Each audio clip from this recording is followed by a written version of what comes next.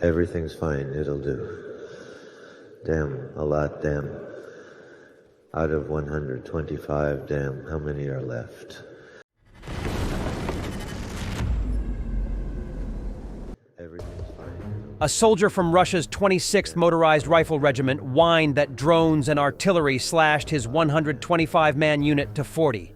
Great staff optimization. Everything's fine, it'll do. Damn, a lot, damn. Out of 125, damn, how many are left?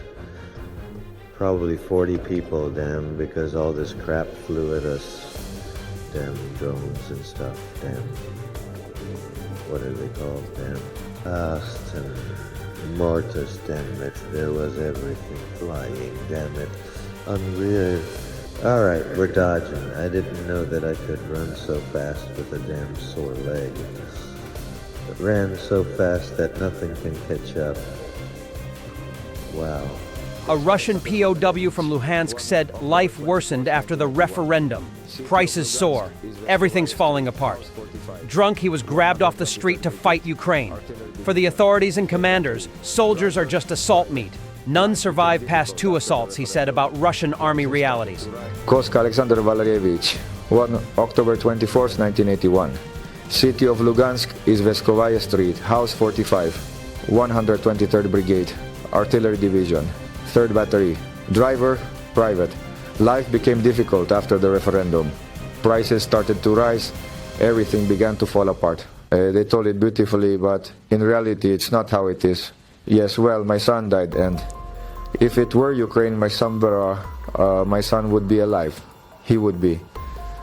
Because our doctors couldn't diagnose why he had diabetes.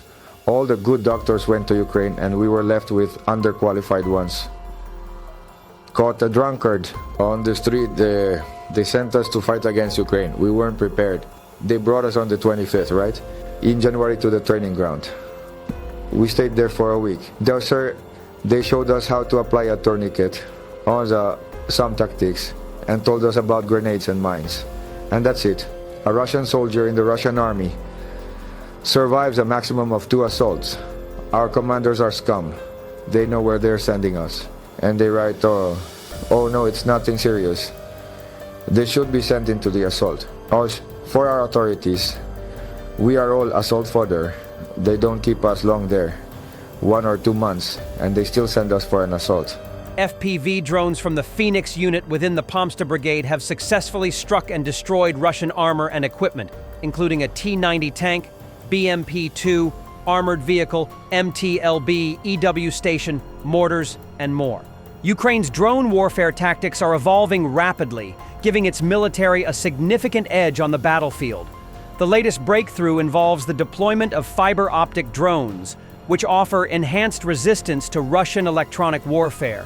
Unlike conventional drones that rely on radio signals, making them vulnerable to jamming, fiber optic drones operate through a direct wired connection, ensuring uninterrupted communication and precise control even in heavily contested electronic environments. This innovation has allowed Ukraine to maintain battlefield superiority, conducting targeted strikes and reconnaissance missions without interference. In addition to fiber optic drones, Ukraine is aggressively expanding its drone production and research. Domestic manufacturers are working alongside international defense partners to develop new generations of drones with extended flight ranges, improved stealth capabilities, and increased payloads. The integration of artificial intelligence into drone operations is also a key focus, with AI-driven target recognition systems enhancing strike precision and reducing collateral damage. Future investments in drone technology are expected to reshape Ukraine's military strategy even further. The government has committed substantial resources to scaling up drone production, ensuring a steady supply of advanced UAVs for frontline operations. Key projects include swarm drone technology, which enables multiple drones to coordinate attacks simultaneously, overwhelming enemy defenses. Additionally, efforts are being made to develop kamikaze drones with extended endurance, capable of reaching high-value targets deep behind enemy lines. Zelensky on Fox News. We have no million losses. Key points. No set date for a U.S. minerals deal. Regrets public dispute with Trump, but believes U.S. ties can be saved. President, I mean, he has his interview. Mr. This President, is our dialogue. shouldn't this dynamic, if you're going to be like this, be behind closed doors? Not Of course. And not, so do you regret that? Are you regretting that that happened today? regretting. Yes, I think it was not good. I think it was not good because The deputy head of the Republic of Khakassia, Russia, complained that due to Western sanctions, which hit the region's coal and aluminum industries, there are not enough funds even for compensations to the families of those killed in the so-called special military operation. Apparently, Russia's occupation ambitions are too costly. I see today, well, the situation is complicated, right? Sanctions are not only in Khakassia, they are throughout the whole country. They are trying to suffocate us in every direction. And regarding Khakassia, it is primarily coal and the aluminum industry. And we didn't receive a sufficient amount of financial resources.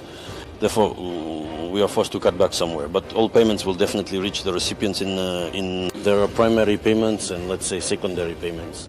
Israel is trying to convince the United States that Syria should remain a weak and decentralized state, and that Russia should be allowed to maintain its military bases there. Reuters has learned this from 4 anonymous sources. The Israelis' goal is to counter Turkey's growing influence in Syria. Israeli officials have told Washington that the new Islamist rulers of Syria, backed by Ankara, pose a threat to Israel's borders, the sources stated. The lobbying points to a coordinated Israeli effort to influence U.S. policy at a critical time for Syria, as the Islamists who ousted Bashar al-Assad try to stabilize the fractured state and force Washington to lift sanctions. According to 3 U.S. sources and 1 other person, Israel conveyed its position to senior U.S. officials during meetings in Washington in February and subsequent meetings in Israel. Israel's biggest fear is that Turkey will come in and protect this new Syrian Islamist order, which will then become a base for Hamas and other militants, explained Aron Lund, a research analyst at the U.S. think tank Century International. According to sources, the Israeli officials tried to convince American officials that Russia should keep its Mediterranean naval base in Syria's Tartus province and its Khmeimim air base in Latakia province. When the Israeli officials presented Russia's continued presence in a positive light at the meeting with the Americans, some participants were surprised, arguing that NATO member Turkey would be a better guarantor of Israel's security, 2 American sources recounted. Israeli officials were adamant that this was not the case, the sources reported. Thanks for watching, and don't forget to subscribe. Also, if you want to support Warthog Defense, please become our member and get early access to new videos, exclusive members-only videos, and become administrator in comment section. The membership link is in the description. Rescues every day. We had a guy last week at 6 rescues in 6 days. You know, he's doing the job every day.